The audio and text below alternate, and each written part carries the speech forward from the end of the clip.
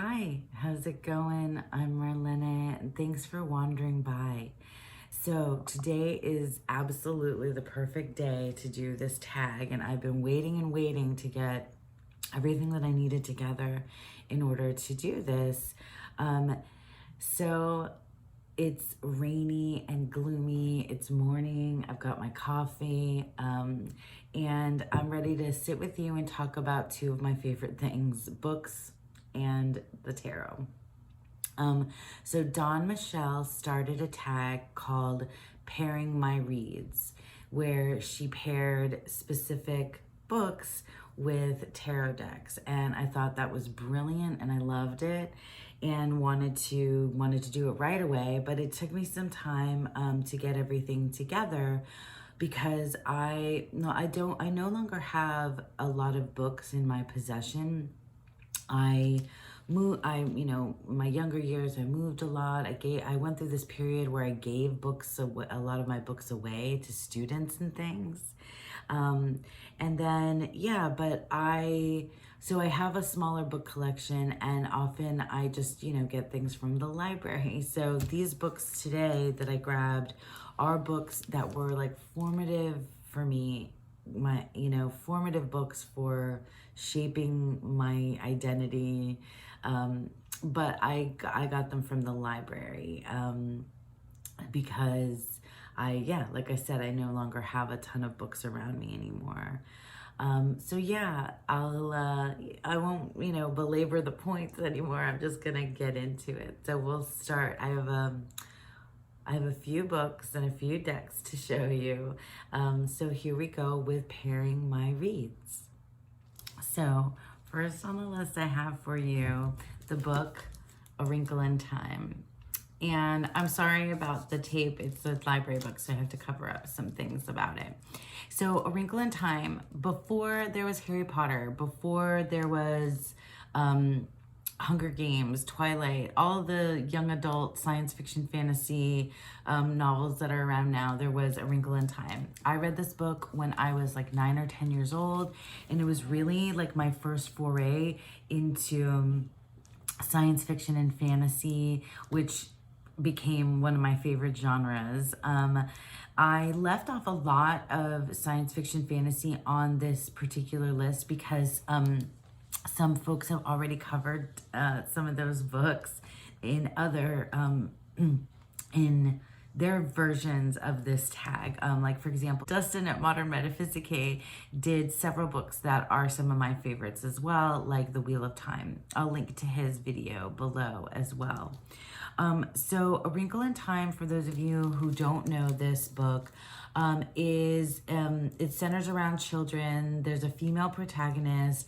They travel through space and time with these beings in order to save their father, save the world. And it's really about this feeling of moving through space and time with these alien kind of creatures that very much feels like the tarot dream visions. The dream vision, sorry, I think it's Dream Vision Tarot, the Dream Vision Tarot. So I'm going to read some from the novel and show you the Dream Vision Tarot alongside it because they pair perfectly. This is from this section is when they are traveling through the fifth dimension, moving through space and time. She was completely alone. She had lost the protection of Calvin's hand. Charles was nowhere, either to save or to turn to. She was alone in a fragment of nothingness. No light, no sound, no feeling. Where was her body? She tried to move in her panic, but there was nothing to move. Just as light and sound had vanished, she was gone too. The corporeal Meg simply was not. And this is so much like the feeling of using this particular tarot deck with these like alien beings, this like otherworldly space. You really feel like you're moving through dimensions into something else. So let's see. Meg gasped. It wasn't that Calvin wasn't there and then he was. It wasn't that part of him came first and then the rest of him followed. Like a hand, then an arm, and an eye, and then a nose. It was sort of a shimmering, a looking at Calvin through water, through smoke, through fire, and then there he was, solid and reassuring. So let me find some other spots because that's just the moving through. That's the moving through the Tesseract. Tesseract, I think that's what it's called, the fifth dimension. But then there's the beings themselves and things that they, saw that really this world kind of feels captured in dream vision tarot. So here's another piece. Now they were in clouds. They could see nothing but drifting whiteness, and the moisture clung to them and condensed in icy droplets. As Meg shivered, Calvin's grip tightened. In front of her, Charles Wallace sat quietly. Once he turned just long enough to give her a swift glance of tenderness and concern.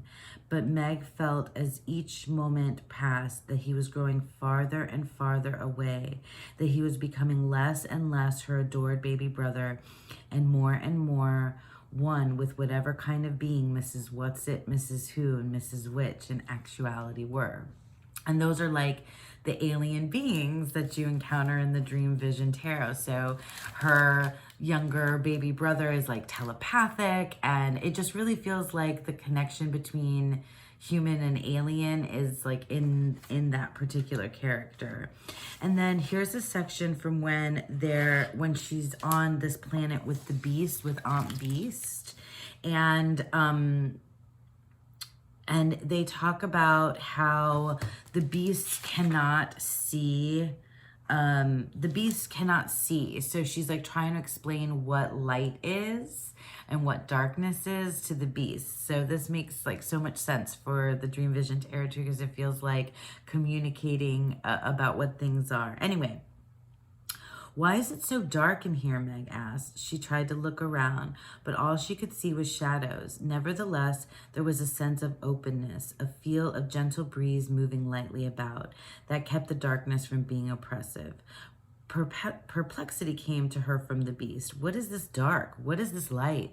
We do not understand. Your father and the boy Calvin have asked this too. They say that it is night now on our planet and that they cannot see. They have told us that our atmosphere is what they call opaque, so that the stars are not visible. And then they were surprised that we know stars, that we know their music and the movements of their dance far better than beings like you, who spend hours studying them through what you call telescopes. We do not understand what this means to see. But then, let's see. There's the part, okay. If it was, so she's with this alien, and that's, for me, like, it's really just what it's like with these creatures in the characters of the Dream Vision Tarot. It is, if it was impossible to describe sight to Aunt Beast, it would be even more impossible to describe the singing of Aunt Beast to a human being. It was a music even more glorious than the music of the singing creatures on Uriel. It was a music more tangible than form or sight. It had essence and structure. It supported Meg more firmly than the arms of Aunt Beast. It seemed to travel with her, to sweep her aloft in the power of song, so that she was moving in glory among the stars, and for a moment she too felt that the words darkness and light had no meaning, and only this melody was real. So second on the list, and it's the same genre. Well, it's science fiction, fantasy, well, future, Afrofuturism too. This book is The Fifth Season by N.K. Jemisin. And so I'm not going like in order of my linear progression through my formative years, because I read A Wrinkle in Time when I was a kid, and I read this maybe a couple years ago. And I don't want to tell you too much about the novel because I want all of you to read this. in every single Facebook group and tarot sphere that I, kind of travel through, I talk about this book because I don't know why I feel like those of us that are into tarot will also really love this book. And I don't want to say specifically why. I want you to read it to find out. It's a post-apocalyptic world and planet, and it follows, there's female protagonists. I don't want to say much more than that. What I chose, hang on, I'm getting too excited. What I'll say is what I chose to pair this book with is the Earthcraft Oracle. So the Earthcraft Oracle it's a gorgeous oracle deck, and as I got it and when I started using it, I immediately saw the characters in the 5th season. I saw the colors of this world. I saw the magic of this world. I saw in it, especially some particular cards with characters that are people of color. And there are not enough oracles like this. But just everything about it, like it's fragmented kind of artwork. It's like, the colors around it. But I don't want to tell you, like I said, so that oracle deck, it just always is very reminiscent of the mood, the feeling of this particular novel. Now, this is a series. It's a masterpiece of writing. The journey is amazing. It's unexpected. It's emotional. It is transported. The connection that I have with the main characters is unbelievable. The things that it makes me think about. And it's also all wrapped up in this world of this post-apocalyptic world, and in this sci-fi, fantasy genre. I'm just going to read to you what's on the very first page, because I had heard nothing about this book. I went to the library and I was going through the sci-fi fantasy section, and I was like, oh, what's this? I literally had heard nothing of this book, of this author, and I picked it up and I opened it up and I read just this very first blurb on the inside cover, and I was hooked. And yeah, so I'll read that section to you while you take a look at the cards as well. This is what you must remember. The ending of one story is just the beginning of another. This has happened before, after all. People die, old orders pass, new societies are born. When we say the world has ended, it's usually a lie, because the planet is just fine. But this is the way the world ends. This is the way the world ends.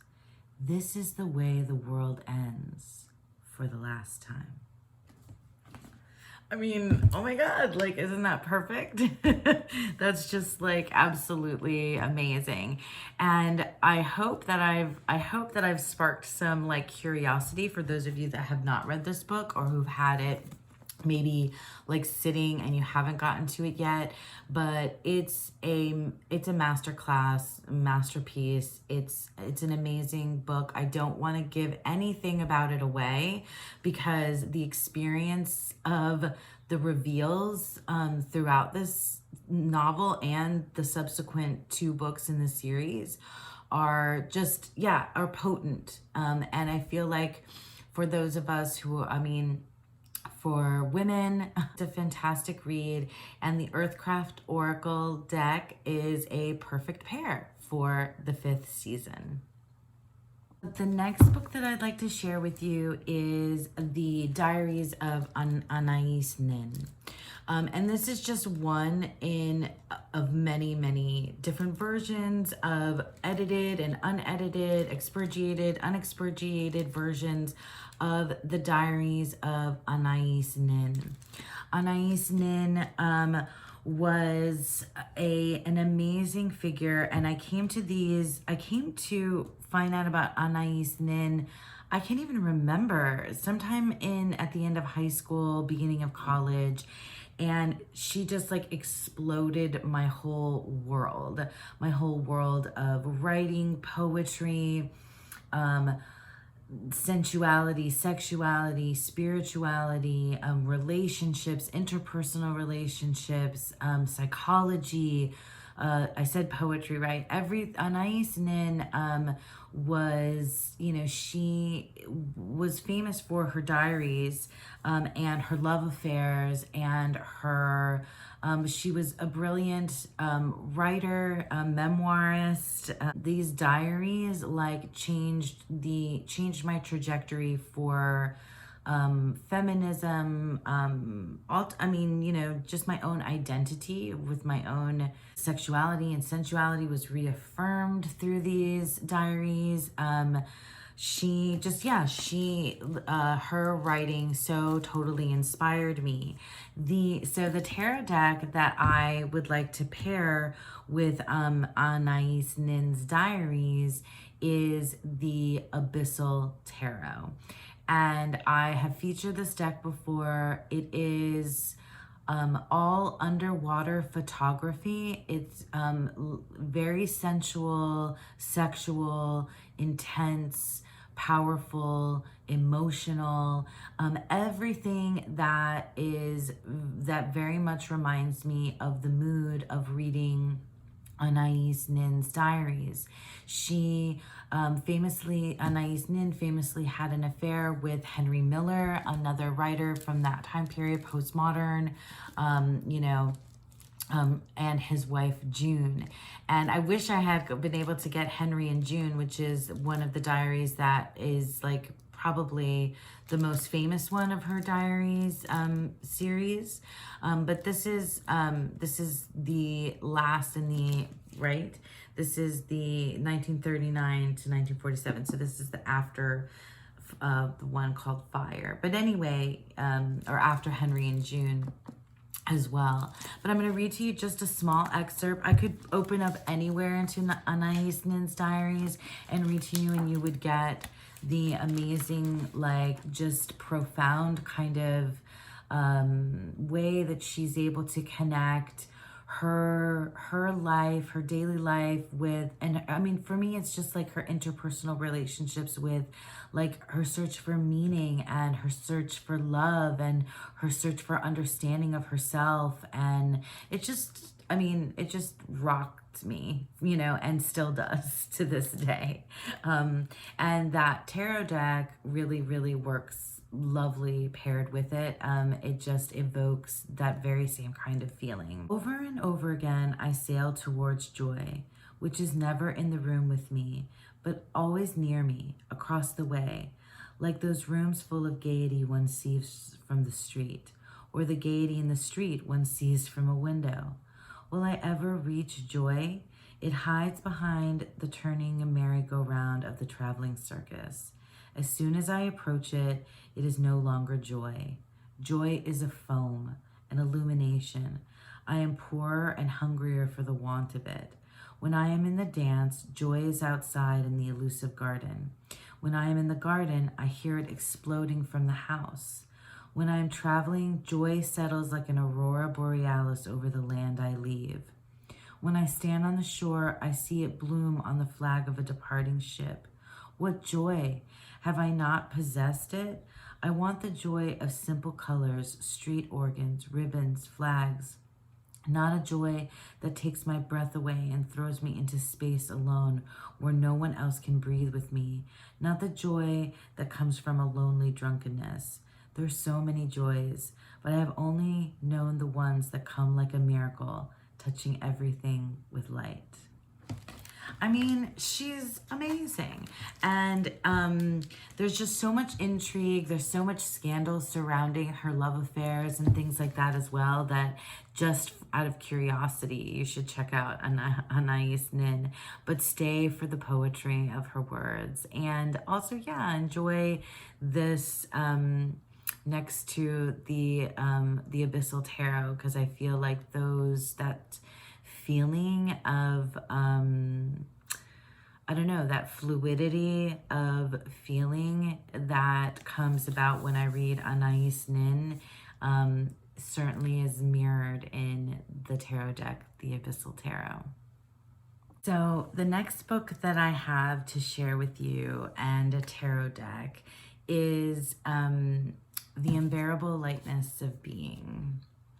Now this is a philosophical novel that I discovered in my college days, and I love it so much that I have this tattooed on my back, my shoulder. It represents like the other side of a kind of a paradox of philosophy that my Gemini nature seems to love. I have a tattoo here that you might have seen in some of my videos, and a tattoo here that are the exact opposite ideas. The tattoo I have here on this shoulder is, and I didn't include this book in this because so the one here I should say is from Stephen King's Dark Tower series, The Gunslinger. And it says, "Go then, there are other worlds than these." And I didn't include that book in this particular tag because it deserves its own tarot deck, not one that's reminiscent of it or kind of like it. It deserves its very own fandom deck. Anyway, so that the idea that there's a multiverse, multiple lives, reincarnation, that there are other worlds, that everything continues on and on forever. The long and the short of it is on this shoulder. And the unbearable lightness of being is that concept of eternal reoccurrence is not, that you only have this one life to live. And the understanding of that is the unbearable lightness of being. Now, this philosophy, this idea, I'm simplifying it, of course, is told throughout this book in a story of a love story with these particular characters. The tarot deck that I paired with this particular novel is the Invisible Light Tarot, and everything about this photo deck just speaks to me of this novel. It's raw, it's real, it's also sometimes surreal and foggy. It is, it's life, it's love, it's all of these, archetypes in there. It's struggle, it's what, a once in a lifetime kind of feeling gives you. That's what I feel. It's memory. It's so many beautiful things. And I feel very like involved in that world when I'm using that tarot deck. And that's what, Milan Kundera's, The Unbearable Lightness of Being makes me think of. I love having these two opposite philosophies on my body. And I love having this experience, I should say, when I use this particular deck. It reminds me very much of this feeling from The Unbearable Lightness of Being. So I'll read to you a section that kind of gives that feeling, the understanding of what the title really means throughout this story, The Unbearable Lightness of Being, what it could mean that this is your one and only life on earth. The heavier the burden, the closer our lives come to earth, the more real and truthful they become. Conversely, the absolute absence of burden causes man to be lighter than air, to soar into heights, take leave of the earth and his earthly being, and become only half real. His movements as free as they are insignificant. What then shall we choose, weight or lightness? When we want to give expression to a dramatic situation in our lives, we tend to use metaphors of heaviness. We say that something has become a great burden to us. We either bear the burden or fail and go down with it. If we struggle with it, win or lose. And Sabina, what had come over her? Nothing. She had left a man because she felt like leaving him. Had he persecuted her? Had he tried to take revenge on her? No. Her drama was a drama not of heaviness, but of lightness. What fell to her lot was not the burden, but the unbearable lightness of being. Yeah, it's perfect. This deck is absolutely perfect alongside it. It's what that, sorry, I was reading from the excerpt because I couldn't find it specifically in here. It's that is exactly the feeling that I get when I use the Invisible Light Tarot. What that feeling of lightness is, if in fact there's only one life to live. Okay, so if we want to talk about books that changed my life, I mean, pretty much all of the books that I'm showing you have changed me in some really significant way. This might be one of the most influential books on my, I don't know, my life, my writing, my philosophy, kind of like, just like it was central to making me come of age, basically. I discovered this book when I was in high school, and then I became obsessed with with this book and with all of the people that were involved in this particular writing artists movement. So the book is On the Road by Jack Kerouac. And the beat poets, the beat writers, the artists of the beat generation of this, we're talking mid 40s through the 50s and into the 60s, I believe. So we're talking Jack Kerouac, Allen Ginsberg, William Burroughs, Lawrence Ferlinghetti, like the list goes on and on with different writers. But On the Road and Jack Kerouac was my first entry into this particular type of writing, which was like jazz.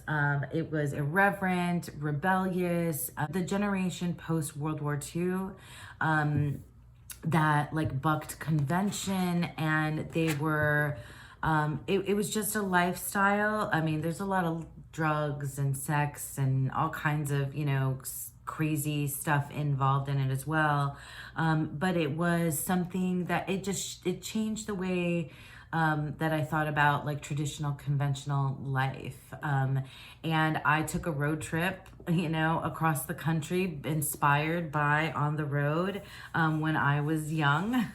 And it certainly, the beats inspired my writing 100%. The way that they wrote without kind of just like breaking all the rules, like jazz music, which they were very much into. But yeah, On the Road, if you don't know On the Road, it follows the story of Jack Kerouac, Neil Cassidy, and they are Sal and Dean in this novel. And it is, so that's the book. I could go on and on and on about how much On the Road means to me, but I won't take you through my whole like love affair with this. But the tarot deck that I saw that reminded me of On the Road immediately. And there's no perfect tarot deck for On the Road and what this like captures in my life, but this one is the only one so far that I found comes even remotely close to it. And that deck is called the Faux Grand Duchess Tarot. It's an indie deck that I saw on Etsy, and it is collage style. It is, the reason why it matches with On the Road is because it is this collage style, this Americana. There's a lot, I mean, I saw some people talking about like the humor inside this deck, but I see like kind of a social commentary, a political type commentary, a more like a social, like this is I don't know, it's like tongue-in-cheek kind of humor, if there is the humor in there. It's, for me, it's like irreverent. It's like saying, it like turns the rules upside, you know, the ideas upside down on their head.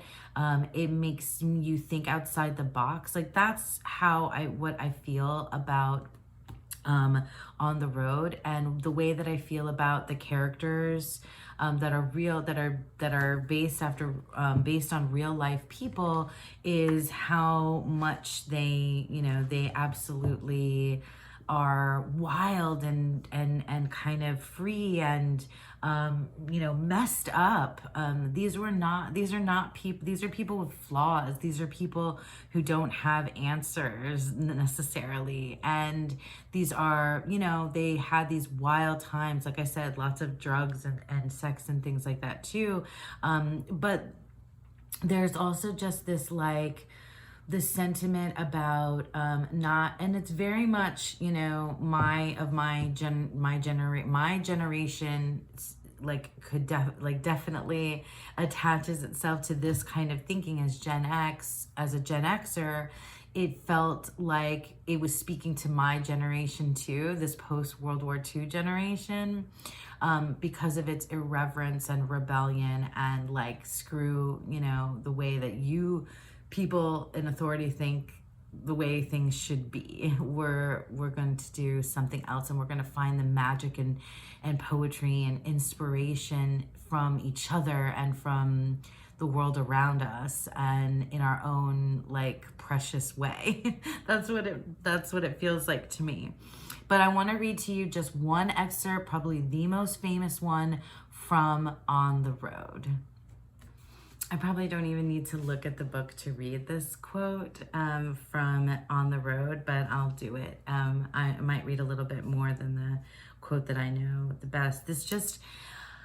It means so much to me. I could make like a million videos about On the Road, the Beat Generation, like, anyway, it's just, yeah, it definitely made a huge impact in my life. Okay.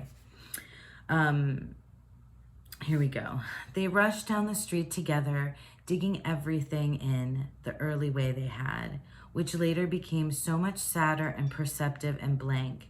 But then they danced down the streets like dingle bodies, and I shambled after, as I've been doing all my life, after people who interest me. Because the only people for me are the mad ones, the ones who are mad to live, mad to talk, mad to be saved, desirous of everything at the same time, the ones who never yawn or say a commonplace thing, but burn, burn, burn, like fabulous yellow Roman candles exploding like spiders across the stars, and in the middle you see the blue center light pop and everybody goes, ah. Yeah, I just absolutely love it. It's absolutely love, and so much of my life is like that. I so totally relate. Okay, so this one may be a little bit of a cheat, or it's not an entire tarot deck that pairs with a book, but rather one card that is so profoundly connected in my mind to this novel that I had to mention it. So first of all, the novel is Sula by Toni Morrison. And I mean, if you've seen, you know, there's a trend among the books that I'm showing you, it's that I, you know, like female authors, but I also, you know, am into literature. And Sula is a novel that I reread often. Often because my best friend teaches it with her students, and so when she rereads it, I often reread it along with her. It is very much a book that is synonymous with my friendship with my best friend and female friendships in general. There's so much in Sula that I do not have a tarot deck that really encompasses the whole thing, but I do have a connection with one specific card and one specific scene in Sula. So that card is from the Deviant Moon, and it is the Death card. And this card is like amazing. But when I saw it, I was like, Sula. I thought of Sula immediately. There is a scene, and I will read just a small portion of it. There's a description of a character. The son of the character is wanting to return to the womb, and it's just an amazing scene. I don't want to put my own words to it because Toni Morrison's words are the thing. So I'm going to let Toni Morrison speak for the mood of this particular card. Such a time, looked like he didn't even want to be born, but he come on out. Boys, it's hard to bear. You wouldn't know that, but they is. It was such a carrying on to get him born and keep him alive, just to keep his little heart beating and his little old lungs cleared, and look like when he came back from that war, he wanted to get back in.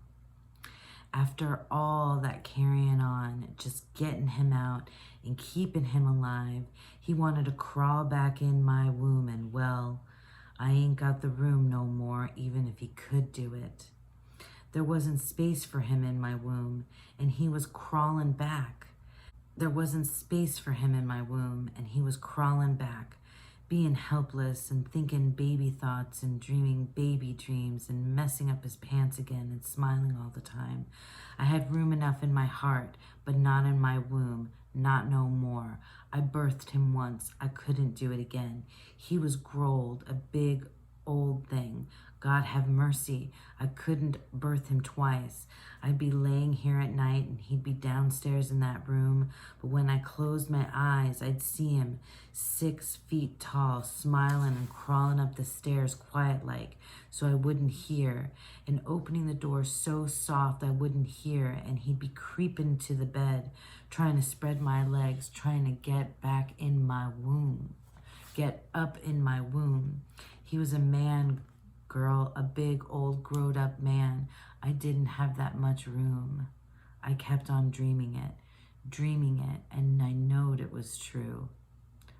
One night it wouldn't be no dream, it'd be true, and I would have done it, would have let him if I'd have had the room, but a big man can't be a baby all wrapped up inside his mama no more. He suffocate. I'd done everything I could to make him leave and go on and live and be a man, but he wouldn't, and I had to keep him out.